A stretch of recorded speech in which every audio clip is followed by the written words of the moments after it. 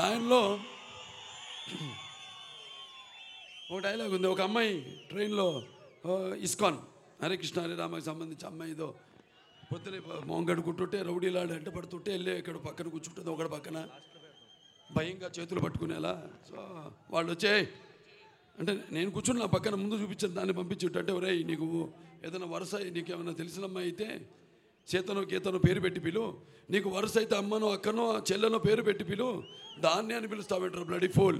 స్త్రీని గౌరవించడం నేర్చుకో. స్త్రీ ఈ సినిమాలో ఎన్నో సందేశాలు ఇస్తూ ఉంటాం. ఇప్పుడే చూశారు నేను లెజెండ్ సినిమాలో కూడా, అలాగే మొదటి నుంచి కూడా నాన్నగారు సినిమాల్లో అయితే మన సొంత సినిమాలు ఎప్పుడు బయట సినిమాలని ఆయన ప్రొడ్యూసర్ మీద ఒత్తిడి తీసుకొచ్చేవారు కాదు. తెలుసు ఆయనకి ఒక బంగారు గుడ్లు పెట్టే బాత ఆయనని.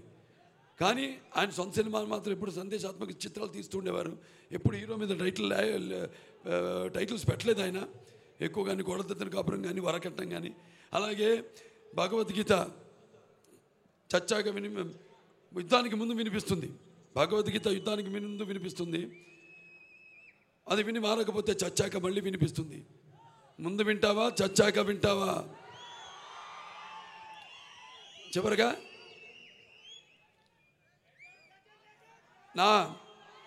నన్ను పడుకోబెట్టాలనుకుంటే ఎప్పుడో పడుకున్న నీ తాతలు మళ్ళీ పుట్టుకొచ్చిన నన్ను ఏం పేకలేరురా. ఆ పుట్టుకతోనే ఆ భగవంతుడు నా బాడీలో ప్రతి పార్ట్లో ఒక శక్తి దాచాడు. పొరపాటున నా బాడీలో ఏ పార్ట్ టచ్ చేసినా నీ బాడీ బెండ్ అయిపోద్ది, లైఫ్ ఎండ్ అయిపోద్ది. మా ఇంట్లో కారం లేదే తినం, అహంకారం లేదే బతకం. జిడ్డు నా కొడుకుని చస్తా లేకపోతే చంపేస్తా. నువ్వు భయపడితే భయపడడానికి ఓటర్ని కాదు బే, షూటర్ని చంపేస్తావా? కాల్చి చంపుతావా?